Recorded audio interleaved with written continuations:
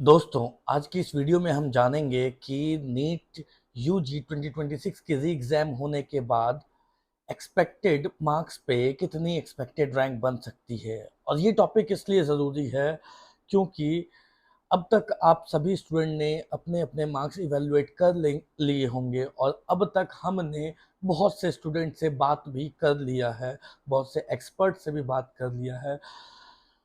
जितने ज़्यादा स्टूडेंट से हम बात करते हैं, एक्सपर्ट से बात करते हैं, उतनी ज़्यादा क्लैरिटी पेपर को लेकर के हमें समझ में आती है और इसी वजह से हम आज ये वीडियो बना रहे हैं, जिसके तहत हम ये चीज़ बताने वाले हैं आपको कि नीट यूजी की एग्ज़ाम में जो री एग्ज़ाम हुई, उसकी पेपर डिफ़िकल्टी लेवल के बेसिस पे और जो नंबर ऑफ़ स्टूडेंट्स उन्होंने ओ अपीयर हुए थे, उसके बेसिस पे इस बार की प्रीसाइज़ ऑलमोस्ट एग्जैक्ट कितने मार्क्स पे कितनी रैंक बन सकती है। तो चलिए स्टार्ट करते हैं वीडियो को। इस रेंज को हमने 20-20 मार्क्स के रेंज में रखा है। तो सबसे पहले तो अगर हम देखें तो 650 मार्क्स पे ऑलमोस्ट 90 टू 95 स्टूडेंट्स आ सकते हैं। तो 90 से 95 रैंक बन सकती है।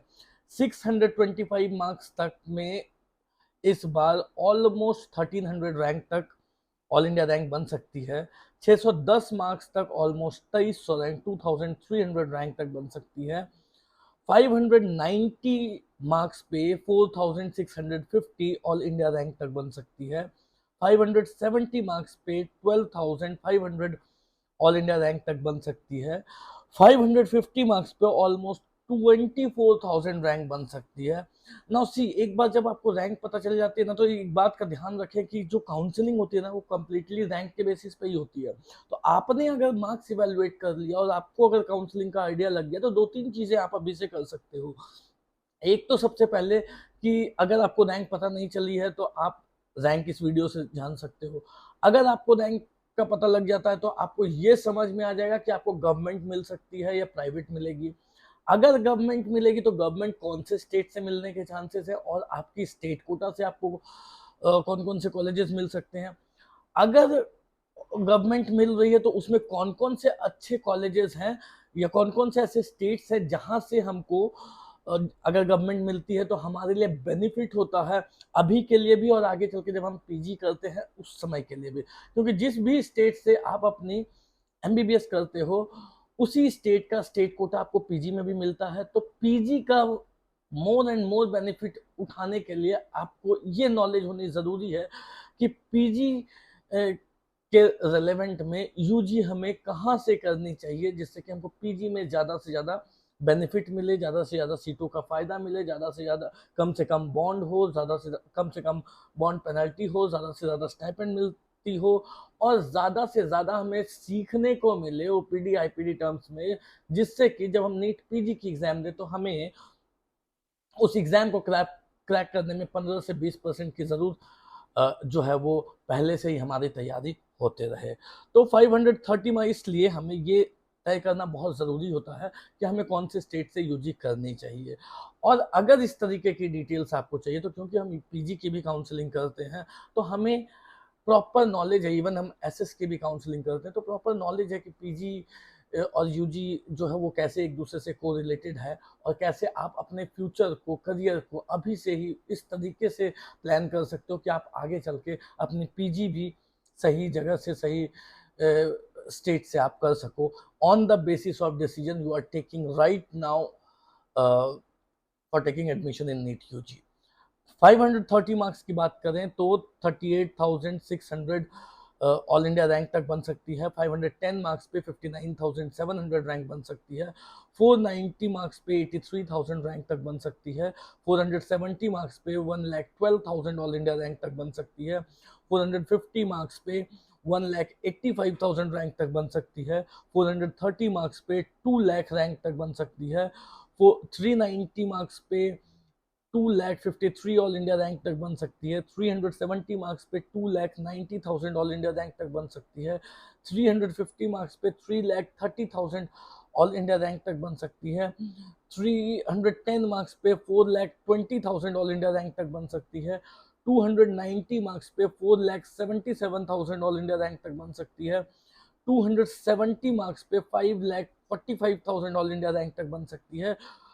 250 मार्क्स पे 6,10,000 ऑल इंडिया रैंक तक बन सकती है। 230 मार्क्स पे 6,90,000 ऑल इंडिया रैंक तक बन सकती है।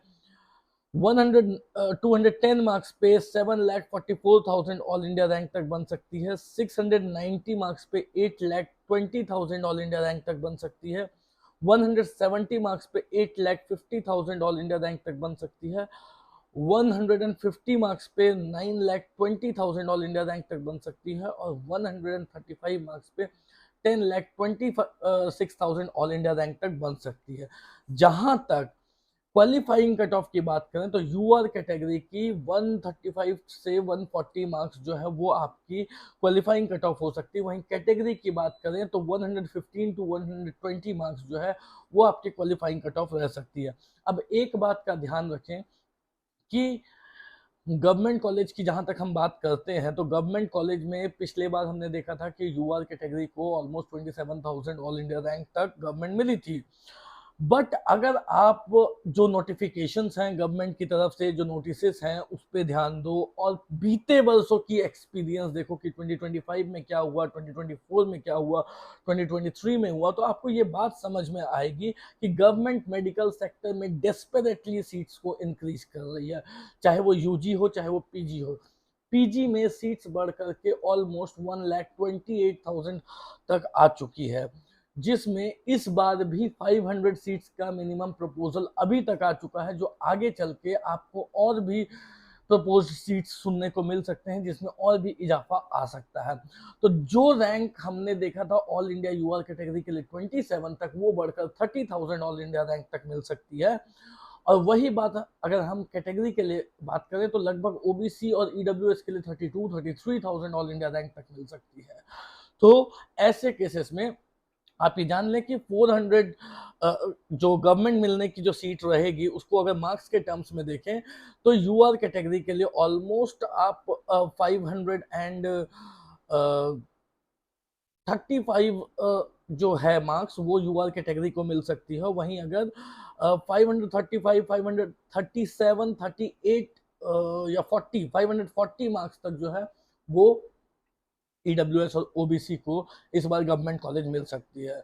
तो इस बात का ध्यान बिल्कुल सही तरीके से रखें कि आप जो है वो गवर्नमेंट सीट्स तो बढ़ा रही है, बट उसमें भी कौन सी सीट से हमें एमबीबीएस करना हमारे लिए अच्छा है, ये जिससे कि हमारा फ्यूचर जो है, जो हमारी नीट पीजी है उसके लिए हम ज़्यादा से ज़्यादा बेनिफिट उठा सके, वो डिसीजन लेना बहुत इंपॉर्टेंट हो जाता है। अब इस तरीके की जो पूरी काउंसलिंग गाइडेंस होती है ना, वो आप चाहो तो करियर मीडिया से भी अवेल कर सकते हो, क्योंकि हम इसमें काउंसलिंग गाइडेंस भी प्रोवाइड करते हैं। आप चाहो तो हमें कॉल करके अपने क्वेरीज को भी शॉर्ट आउट कर सकते हो, जो आपको जानना है वो भी आप पूछ सकते हो, और आगे की भी करियर प्लानिंग जो है वो आप हमसे गाइडेंस ले सकते हो। That's all for today guys, thank you so much, have a nice day.